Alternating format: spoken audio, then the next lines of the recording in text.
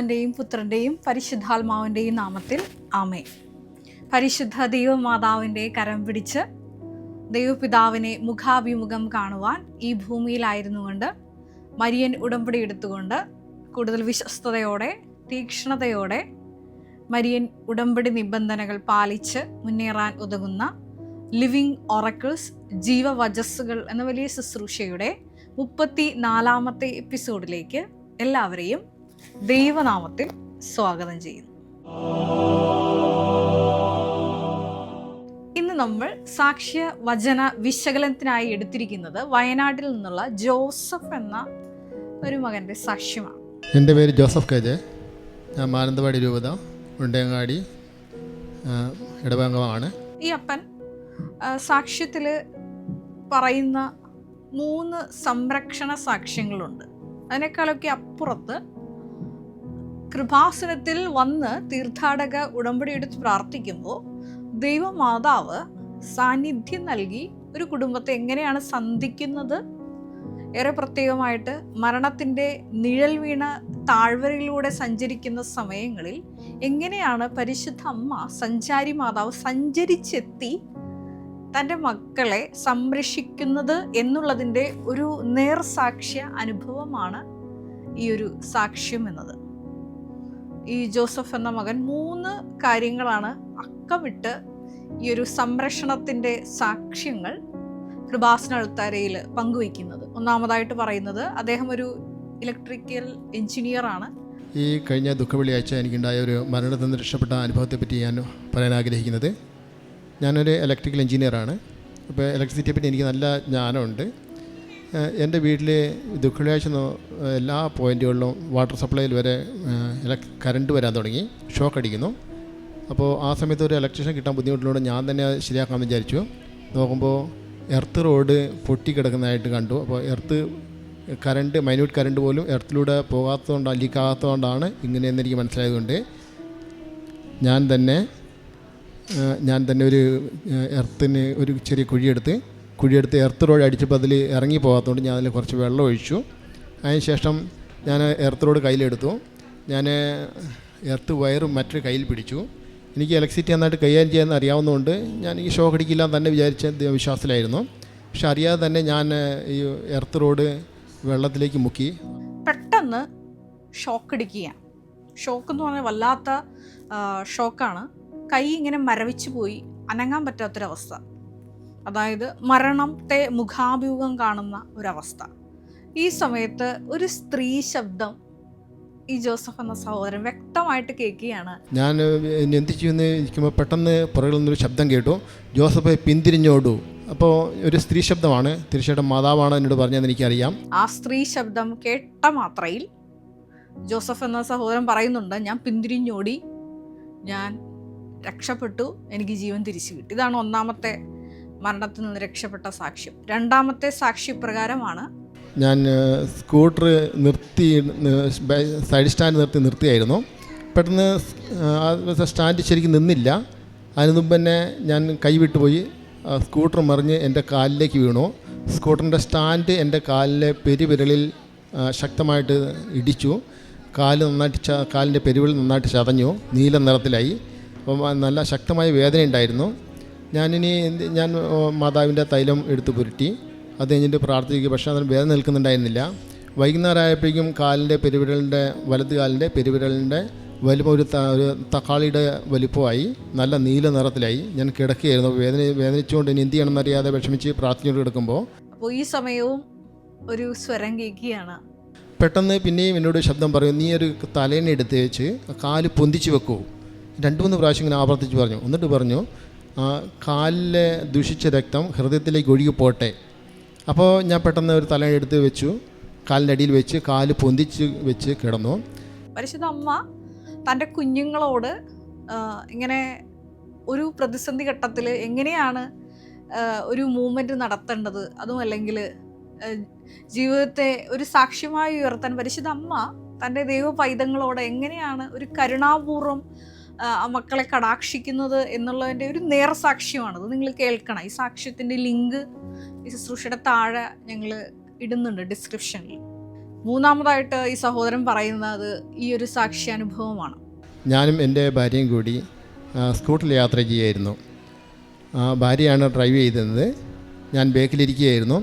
പെട്ടെന്ന് നിയന്ത്രണം വിട്ട് സ്കൂട്ടർ തെന്നിപ്പോയി, മറിഞ്ഞ് സ്കിഡ് ചെയ്ത് ദൂരത്തേക്ക് തെറിച്ചു പോയി. ഭാര്യ തെറിച്ച് അടുത്തുള്ള ചാലിലേക്ക് വീണു. പിന്നാലെ ഞാനും അതുപോലെ തന്നെ തെറിച്ചു വീണു. ആ സമയത്ത് വീണ്ടും ഈ സഹോദരൻ ഒരു സാക്ഷ്യം പറയുന്നുണ്ട്. അതായത് ഒരു ചെറിയൊരു കുഴിയിലോട്ട് എങ്ങനെയാണോ ഇങ്ങനെ ഒരു സേഫായിട്ടൊരു കുഞ്ഞിനെ എടുത്തു വെക്കുന്നത്, അതേപോലെയാണ് ഈ ഇത്രയും മാത്രം ഉയരത്തിൽ നിന്ന് ഈ ചതുപ്പ് നിലത്തിലോട്ട് പതിച്ചപ്പോൾ ഞങ്ങൾക്ക് രണ്ടുപേർക്കും അനുഭവപ്പെട്ടത്. ഒന്നും തന്നെ ഞങ്ങൾക്ക് സംഭവിച്ചില്ല. പിന്നെ 3 സംരക്ഷണ സാക്ഷ്യങ്ങളാണ് അടുപ്പിച്ചടുപ്പിച്ച് ഈ ജോസഫ് എന്ന സഹോദരൻ പറയുന്നത്.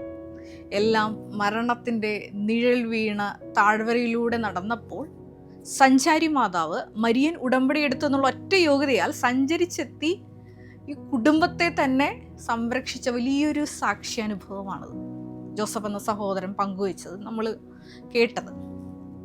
ഈ സാക്ഷ്യം കേട്ടപ്പോൾ ഒരുപാട് വചനങ്ങൾ എൻ്റെ മനസ്സിലോട്ട് ഓടി വന്നു. അതിൽ ഒന്നാമത്തെ വചനം ജ്ഞാനം 16:10 തിരുവചനമാണ്. അങ്ങയുടെ മക്കളെ വകവരുത്താൻ വിഷസർപ്പത്തിൻ്റെ പല്ലിനും കഴിഞ്ഞില്ല, അങ്ങയുടെ കാരുണ്യം രക്ഷയ്ക്കെത്തി അവരെ സുഖപ്പെടുത്തി. അതെ, ഉടമ്പടിയെടുത്ത മക്കളെ വകവരുത്താൻ വിഷസർപ്പത്തിൻ്റെ പല്ലുകൾക്ക് കഴിയുകയില്ല. പരിശുദ്ധ അമ്മയുടെ നീല മേലങ്കിയുടെ വലിയ സംരക്ഷണം ആ മക്കൾക്ക്.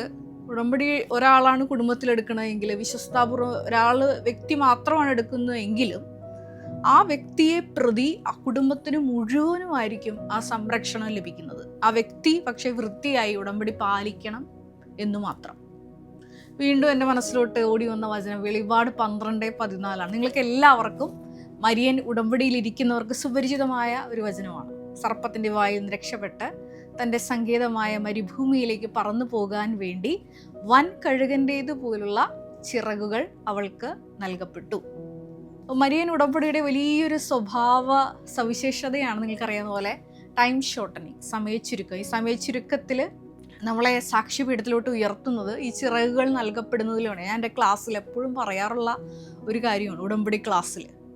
അപ്പം ഇങ്ങനെ നമ്മളൊക്കെ ഈ ഒരു, ഞാനാണെങ്കിലും നിങ്ങളാണെന്നുണ്ടെങ്കിലും ഈ ഒരു അവസ്ഥയിൽ പല സ്ഥലങ്ങളിൽ ഒരു പൊസിഷനിലൊക്കെ ആയിരിക്കുന്നുണ്ടെങ്കിൽ തീർച്ചയായിട്ടും ദൈവമാതാവിൻ്റെ വലിയ കാരുണ്യമാണ്. ഏറെ പ്രത്യേകമായിട്ട് മരിയൻ ഉടമ്പടിയുടെ നേർസാക്ഷികളായി ജീവിക്കുന്ന സഹോദരങ്ങൾ, നിങ്ങൾ ഏതെങ്കിലുമൊക്കെ ജീവിതത്തിൽ ഉന്നതികളിൽ ഇപ്പോൾ നിലവിൽ എത്തപ്പെട്ടിട്ടുണ്ടെങ്കിൽ എളിമയോടും കരുണയോടും കൂടിയിട്ട് ദൈവമാതാവ് തന്ന ആ വലിയ കരുണയ്ക്ക്, മാതാവിൻ്റെ മധ്യസ്ഥം വഴി നിങ്ങളുടെ ജീവിതത്തിലോട്ട് ദൈവം ചെയ്യുന്ന വലിയ കരുണകൾക്ക് നന്ദി പറഞ്ഞുകൊണ്ട് ഒരു എളിമയുള്ള ഒരു ജീവിതമാണ് നമ്മൾ നയിക്കേണ്ടത്. അതാണ് ജ്ഞാനം 16:10. അതായത് നമ്മൾ വചനത്തിലൂടെ കേട്ടതുപോലെ വിഷസർപ്പത്തിൻ്റെ പല്ലുകളെ നമ്മളെ കൊല്ലാൻ ദൈവം അനുവദിച്ചില്ല. കാരണം ദൈവത്തിൻ്റെ കാരുണ്യം രക്ഷയ്ക്കെത്തിയാണ് നമ്മളെ അനുദിനം ഉടമ്പടി വഴിയായിട്ട് സംരക്ഷിക്കുന്നത്. ആ ഒരു ബോധ്യം മരിയൻ ഉടമ്പടിയിലിരിക്കുന്നവർക്ക് ഉണ്ടാകണം. വീണ്ടും സീനായ് ഉടമ്പടി ദൈവം ഇസ്രായേൽ ജനവുമായിട്ട് ചെയ്യുന്ന ഭാഗത്ത് നമ്മൾ ഇപ്രകാരം വായിക്കുന്നുണ്ട്. പുറപ്പാട് 19:4-5 തിരുവചനങ്ങളിൽ, ഈജിപ്തുകാരോട് ഞാൻ ചെയ്തതെന്തെന്നും കഴുകന്മാരുടെ ചിറകുകളിൽ സംവഹിച്ച് ഞാൻ നിങ്ങളെ എങ്ങനെ എൻ്റെ അടുക്കിലേക്ക് കൊണ്ടുവന്നുവെന്നും നിങ്ങൾ കണ്ടു കഴിഞ്ഞു. അതുകൊണ്ട് നിങ്ങൾ എൻ്റെ വാക്ക് കേൾക്കുകയും എൻ്റെ ഉടമ്പടി പാലിക്കുകയും ചെയ്താൽ നിങ്ങൾ എല്ലാ ജനങ്ങളിലും വെച്ച് എനിക്ക് ഏറ്റവും പ്രിയപ്പെട്ട എൻ്റെ സ്വന്തം ജനമായിരിക്കും. കാരണം ഭൂമി മുഴുവൻ എൻ്റേതാണ്. ഞാൻ നേരത്തെ പറഞ്ഞതുപോലെ വലിയ വലിയ സാക്ഷ്യ ദൈവാനുഭവങ്ങളൊക്കെ ഈ അൾത്താരയിൽ പറഞ്ഞ് പോയിട്ടുള്ള മക്കൾ, ഒരുപക്ഷെ നിങ്ങൾ വിദേശത്തായിരിക്കാം, അതുമല്ലെങ്കിൽ നാട്ടിലായിരിക്കാം. അവരുടെയൊക്കെ ജീവിതത്തിൽ ഉണ്ടായിരിക്കേണ്ട ഒരു മനോഭാവം ഇതാണ്: തുടർന്നും ഉടമ്പടിയിൽ തന്നെ നിലനിൽക്കണം. അതാണ് എൻ്റെ വാക്ക് നിങ്ങളിൽ നിലനിന്ന് എൻ്റെ വാക്കനുസരിച്ച് തന്നെ ജീവിതം നിങ്ങൾ ക്രമപ്പെടുത്തിയാൽ നിങ്ങൾ എന്നും എൻ്റെ സ്വന്തം ജനമായിരിക്കും. അതാണ് പുറപ്പാട് 19:4-5 തിരുവചനം. അത് ദൈവജനത്തിനുണ്ടായിരിക്കേണ്ട ഒരു നടപടിയാണ്. ഈ കഴുകൻ്റെ ചിറകളിലൊക്കെ സംവഹിച്ചാണ് ദൈവപിതാവ് നമ്മളെ ഓരോരോരോ സാക്ഷ്യ പീഠത്തിലേക്ക് ഉയർത്തുന്നത് പരിശുദ്ധ അമ്മയുടെ മധ്യസ്ഥം വഴി. അപ്പോൾ മരിയൻ ഉടമ്പടി നമ്മളെ ഓർമ്മിപ്പിക്കുന്ന ഒരു കാര്യമുണ്ട്: നിങ്ങൾ ഈ മരിയൻ ഉടമ്പടിയിൽ തന്നെ നിലനിൽക്കണം. കൃപാസനത്തിൽ വന്ന് മരിയൻ ഉടമ്പടി പുതുക്കുന്നതിനെ പറ്റിയല്ല ഞാൻ പറയുന്നത്. ദൈവ തിരുസന്നിധിയിൽ ഉൽപ്പത്തി 17:1 തിരുവചനം അനുസരിച്ച് വിശുദ്ധിയോടുകൂടി വ്യാപരിച്ച് അവിടുത്തെ മുമ്പാകെ കൽപ്പനകൾ പാലിച്ച് ജീവിക്കുന്നതിനെ പറ്റിയാണ് ഞാൻ ഈ ഉടമ്പടിയിൽ നിലനിൽക്കുക എന്നതിനെപ്പറ്റി അർത്ഥമാക്കിയത്. ഇത്രയൊക്കെ പറഞ്ഞപ്പോൾ നിങ്ങൾ എൻ്റെ ജീവിതവുമായിട്ട് ബന്ധപ്പെട്ട 2 സംഭവങ്ങളും കൂടി ഞാൻ ഇതിൻ്റെ കൂടെ ചേർത്ത് വയ്ക്കാൻ ആഗ്രഹിക്കുകയാണ്. ഞാൻ പലപ്പോഴായിട്ട് ഈ അൾത്താരയിൽ നിങ്ങളോട് പറഞ്ഞിട്ടുള്ള കാര്യങ്ങൾ തന്നെയാണ്. അതിലൊരു കാര്യം പറയാത്തതാണ്. ഒന്നാമത്തെ കാര്യം ഇതാണ്, ഞാൻ എപ്പോഴും പറഞ്ഞു, 2020 ശേഷമാണ് എൻ്റെ ജീവിതത്തിൽ ഇതേപോലെ ഞാൻ കൃപാസനത്തിലോട്ട് കടന്നു വന്ന് 8 വർഷം പൂർത്തിയാക്കിയ ഒരു സമയമായിരുന്നു. അപ്പം അന്ന് എനിക്ക് ഒരുപാട് ടെസ്റ്റ് ടൈമായിരുന്നു. ദൈവപിതാവ് തന്നെ അനുവദിച്ച കുറേ പരീക്ഷണ ഘട്ടങ്ങൾ എൻ്റെ ജീവിതത്തിലുണ്ടായിരുന്നു. അതായത് എൻ്റെ ദൈവവിളിയിൽ നിന്ന് എന്നെ പിന്തിരിപ്പിക്കാൻ ഒരുപാട് വ്യക്തിത്വങ്ങൾ ശ്രമിച്ചൊരു സമയമായിരുന്നു. അപ്പോൾ ഇതെല്ലാം ടെസ്റ്റിൻ്റെ സമയമാണെന്നൊക്കെ ദൈവപിതാവ് എനിക്ക് നേരത്തെ മുൻകൂട്ടി അറിയിപ്പ് തന്നിരുന്നതുകൊണ്ട് ഞാൻ ഈ പരീക്ഷണങ്ങളിൽ അകപ്പെട്ടു പോയില്ല. അത് ഞാൻ അകപ്പെട്ടു പോയില്ല എന്നുള്ളൊരു വേർഡ് ഉപയോഗിക്കാൻ കാരണം പരിശുദ്ധ ദൈവമാതാവ് എന്നെ പൊതിഞ്ഞ് സംരക്ഷിച്ചതുകൊണ്ടാണ് ഈ ടെസ്റ്റുകളിൽ ഞാൻ പരാജയപ്പെടാതിരുന്നത്. ബഹുമാനപ്പെട്ട VP ജോസഫ് അച്ഛനാണ് ഈ ഒരു സമയത്ത് എനിക്ക് ഈ സന്ദേശത്തിലൂടെ വ്യക്തമാക്കി തന്നത്, പരിശുദ്ധ ദൈവമാതാവാണ് ജോമോളെ സംരക്ഷിച്ചത് ഈ സമയമെന്ന്. ഈ സമയത്ത് ബഹുമാനപ്പെട്ട അച്ഛൻ ഒരു വചനം എനിക്ക് പ്രത്യേകമായിട്ട് പറഞ്ഞു തന്നിരുന്നു. അത് ജെറമിയ 48:9 തിരുവചനമാണ്. നമ്മളിപ്പോൾ ഡിസ്കസ് ചെയ്യുന്ന സാക്ഷ്യവുമായിട്ട് ബന്ധമുള്ളതുകൊണ്ടാണ് ഞാനിപ്പോൾ ഈ ഒരു ദൈവാനുഭവം പറയുന്നത്. ജെറമിയ 48:9 തിരുവചനം ഇതാണ്: മൊവാബിന് ചിറകുകൾ നൽകുവിൻ, അവൾ പറന്നു പോകട്ടെ. അതായത് ഞാൻ സർപ്പത്തിൻ്റെ വായിൽ ഞാൻ പറഞ്ഞതുപോലെ ഈ ഒരു ദൈവവിളിയിൽ തന്നെ പിന്തിരിപ്പിക്കാനുള്ള ശക്തികൾ പിടിമുറുക്കിയ, നാരകീയ ശക്തികൾ പിടിമുറുക്കിയ ഒരു സമയത്ത് ബഹുമാനപ്പെട്ട VP ജോസഫ് അച്ഛന് ദൈവപിതാവ് കൊടുത്തൊരു പ്രത്യേക വചനം ഇതാണ്: മൊവാബിന് ചിറകുകൾ കൊടുക്കുവിൻ, അവൾ പറന്നു പോകട്ടെ. കാരണം ഈ സമയത്ത് ചിറകുകൾ കിട്ടിയില്ലെങ്കിൽ തീർച്ചയായിട്ടും ഈ സർപ്പത്തിൻ്റെ വായിൽ ഞാൻ അകപ്പെട്ടു പോകുമായിരുന്നു. ആ സമയത്ത് ഈ വചനത്തിലൂടെ ബഹുമാനപ്പെട്ട VP ജോസഫ് അച്ഛനോട് ദൈവം സംസാരിക്കുകയായിരുന്നു, അവൾക്ക് ചിറകുകൾ കൊടുക്കാൻ. അതെ, മരിയൻ ഉടമ്പടി നിബന്ധനകൾ പാലിക്കുമ്പോൾ നമുക്ക് കിട്ടുന്നതും ഈ ഒരു ചിറകുകൾ തന്നെയാണ്. നിങ്ങളോട് എന്തുകൊണ്ടാണ് ബഹുമാനപ്പെട്ട അച്ഛൻ എപ്പോഴും പറയാറുണ്ട്, മരിയൻ ഉടമ്പടി എന്നുള്ളത് ഒരു ചൊല്ലുന്ന പ്രാർത്ഥനയേക്കാൾ അപ്പുറത്ത് ഒരു ചെയ്യുന്ന പദ്ധതിയാണ്. അതായത് മരിയൻ ഉടമ്പടിയുടെ കാരുണ്യ പ്രേക്ഷിത പ്രവർത്തനങ്ങൾ ചെയ്യുമ്പോൾ ഈ ഒരു ചിറകുകൾ നൽകപ്പെട്ട് നമ്മളെ കാത്തിരിക്കുന്ന അനേകം സർപ്പങ്ങളിൽ നിന്ന് നമ്മളെ രക്ഷപ്പെടുത്തി തക്ക സമയത്ത് സാക്ഷ്യപീഠത്തിലേക്ക് നമ്മളെ ഉയർത്തുന്ന ഒരു പ്രാർത്ഥനയാണ് മരിയൻ ഉടമ്പടി. എൻ്റെ ജീവിതത്തിൽ അന്ന് ഇതേപോലെ 2020 കഴിഞ്ഞ കാലഘട്ടത്തിൽ ഇപ്രകാരം ഒരു സർപ്പത്തിൻ്റെ വായിൽ ഞാൻ അകപ്പെടാൻ പോകുന്ന സമയത്താണ് ബഹുമാനപ്പെട്ട അച്ഛൻ ഈ ഒരു വചനം ദൈവപിതാവ് കൊടുക്കുന്നത്. ഈ സമയത്ത് ചിറകുകൾ നൽകപ്പെട്ടില്ലെങ്കിൽ തീർച്ചയായിട്ടും എന്നെ സർപ്പം വിഴുങ്ങുമായിരുന്നു എന്നുള്ളൊരു സന്ദേശമാണ് ബഹുമാനപ്പെട്ട അച്ഛന് കൊടുത്തത്. വീണ്ടും അച്ഛനിലൂടെ ദൈവപിതാവ് സംസാരിച്ചത് ഇപ്രകാരമാണ്. ഇത് ഞാൻ പലപ്പോഴും നിങ്ങളോട് പറഞ്ഞിട്ടുണ്ട്, ജോമോൾ ബ്ലാക്ക് ഗുഡ് ന്യൂസ്. അതായത് ജോമോൾ ഇപ്പോൾ ഒരു പരീക്ഷണ ഘട്ടത്തിലാണ്, പക്ഷേ ഒരു നല്ലൊരു വാർത്ത ഈ മകളെ കാത്തിരിക്കുന്നുണ്ട്. അത് എൻ്റെ സന്യാസ സമൂഹം നിലവിൽ വരും എന്നുള്ളൊരു മെസ്സേജായിരുന്നു. അന്നത്തെ മെസ്സേജാണ് 2020. അതിൻ്റെ ഒരു പൂർത്തീകരണത്തിൻ്റെ ആദ്യപടിയാണ് ഇപ്പോൾ കഴിഞ്ഞിരിക്കുന്നത് എൻ്റെ ഈ സമർപ്പണ കൂദാശയിലൂടെ. അടുത്തതായിട്ട് എൻ്റെ മനസ്സിലോട്ട് വന്ന മറ്റൊരു ജീവിത അനുഭവം ഇത് ഈ കഴിഞ്ഞ ഇടയ്ക്ക് നടന്നതാണ്. അത് ഏപ്രിൽ മാസം കഴിഞ്ഞ് എൻ്റെ ജീവിതത്തിൽ നടന്നൊരു സംഭവമാണ്. ഞാൻ സാധാരണ പത്രപ്രേക്ഷ പ്രവർത്തനം ചെയ്യുന്നത് 2 ഇടങ്ങളിലാണ്. ഒന്നാമതായിട്ട് ആലുവ റെയിൽവേ സ്റ്റേഷനിൽ, രണ്ടാമതായിട്ട് വൈറ്റില മൊബിലിറ്റി ഹബ്ബിലും. ഇവിടെ 2 സ്ഥലത്താണ് ഞാൻ കൃപാസനം പത്രം കൊടുക്കുന്നത്. ഒരു ദിവസം ഞാൻ ആലുവ റെയിൽവേ സ്റ്റേഷനിൽ കൃപാസനം പത്രം കൊടുത്തുകൊണ്ടിരിക്കുന്ന സമയത്താണ് എൻ്റെ വീട്ടിലൊരു അത്യാഹിതം നടന്നു. ഒരിക്കലും എൻ്റെ അമ്മ ഈ ഒരു ശുശ്രൂഷയ്ക്ക് ഉണ്ടാകുമായിരുന്നില്ല. ദൈവപിതാവ് ആ സമയത്ത് പൊതിഞ്ഞു പിടിച്ചില്ലായിരുന്നു. ഇതൊരു സർപ്പത്തിൻ്റെ വായിൽ നിന്ന് എൻ്റെ അമ്മ രക്ഷപ്പെട്ടൊരു സാക്ഷ്യമാണ്. അതെൻ്റെ പ്രേക്ഷിത പ്രവർത്തനത്തിൻ്റെ യോഗ്യതയാലാണ് എന്നുള്ളതിൻ്റെ ഒരു അനുഭവം എനിക്ക് കിട്ടി. കാരണം ഞാൻ എപ്പോഴാണ് ഈ കൃപാസനം പത്രം റെയിൽവേ സ്റ്റേഷനിൽ കൊടുത്തുകൊണ്ടിരുന്നത്, ആ സമയം എൻ്റെ വീട്ടിൽ 2 കുഞ്ഞുങ്ങളുള്ളതുകൊണ്ട് എൻ്റെ ചേച്ചി, രണ്ടാമത്തെ ചേച്ചി, ഈ വളരെ ഉയർന്ന തെങ്ങാണ്, അതിൽ കുറേ ഉണക്ക തേങ്ങകൾ ഇങ്ങനെ നിൽക്കുന്നുണ്ടായിരുന്നു. അപ്പോൾ ഇവർ ഓടിക്കളിക്കുമ്പോൾ ഇവരുടെ തലയിൽ വീണാലോ എന്ന് കരുതി വലിയൊരു തോട്ടി ഉണ്ടാക്കി ഇതിങ്ങനെ തോണ്ടിയിടുന്ന സമയത്ത് പെട്ടെന്ന് ഒരു തേങ്ങ വന്ന് തെറിച്ച് മുകളിൽ നിന്ന് ശക്തമായി ആ താഴെ നിന്ന എൻ്റെ അമ്മയുടെ തലയിൽ പതിച്ചു. അപ്പോൾ ഈ പ്രായം ചെന്നവരൊക്കെ പറയും എന്തോ വേലി ഇറക്ക സമയമെന്നോ. ഈ പ്രായം ചെന്നവരൊക്കെ പറയും എന്തോ വേലി ഇറക്ക സമയമെന്നോ. ഞാൻ ഈ പുതുതലമുറയിൽപ്പെട്ട ആളാണെന്ന് ആയതുകൊണ്ട് എനിക്ക് ഈ വാക്കുകളൊന്നും അറിയത്തില്ല. ആ സമയം ആയതുകൊണ്ട് ഒരുപാട് ബ്ലീഡിങ് ആയിരുന്നു. ഉടനെ തന്നെ ഒരു ഓട്ടോ എടുത്തു. രക്തത്തിൽ കുളിച്ചു കിടന്ന എൻ്റെ അമ്മേനെ ആശുപത്രിയിൽ എത്തിച്ച ഓട്ടോക്കാരൻ ഓട്ടോ പൈസ പോലും വാങ്ങിച്ചില്ല. തൊട്ടടുത്ത് കാർമൽ ഹോസ്പിറ്റലിൽ ഉടനെ എത്തിച്ചു. അത്ര ഭീകരമായിരുന്നു. ഞാൻ ചെല്ലുമ്പോൾ ഇങ്ങനെ ഈ വിവരം അറിഞ്ഞ് ചെല്ലുമ്പോൾ രക്തത്തിൽ കുളിച്ച് നിൽക്കുന്ന അമ്മേനെയാണ് കാണുന്നത്. പക്ഷേ ദൈവമാതാവിൻ്റെ വലിയൊരു സംരക്ഷണം ഉണ്ടായി എന്ന് പറയാൻ കാരണം വെച്ചാൽ അമ്മയുടെ കോൺഷ്യസ്നെസ്സിന്, അതായത് ബോധാവസ്ഥയ്ക്ക് ഒരു പ്രശ്നവും ഉണ്ടായിരുന്നില്ല. സ്റ്റിച്ചിട്ടു, ഉടനെ തന്നെ ഇത് ബ്ലീഡിങ് സ്റ്റോപ്പായി. എല്ലാം ടെസ്റ്റ് ചെയ്തപ്പോൾ യാതൊരു പ്രശ്നവുമില്ല. ഈ കോൺഷ്യസ്നെസ്സിനും വേറെ പ്രശ്നങ്ങളൊന്നുമില്ല. GCS സ്കെയിലിൽ നിന്നൊന്നും ഒരു പ്രശ്നമില്ലാത്തത് കൊണ്ട് ഡോക്ടേഴ്സ് പറഞ്ഞു സ്കാൻ പോലും ചെയ്യണ്ട, വീട്ടിൽ പോയിക്കോളാൻ പറഞ്ഞു. വലിയൊരു അത്ഭുതമാണ്. അപ്പോൾ ഞാനപ്പോൾ ചിന്തിക്കുകയായിരുന്നു, ദൈവമാതാവ് എന്നെ കണക്ട് ചെയ്ത് തന്നു.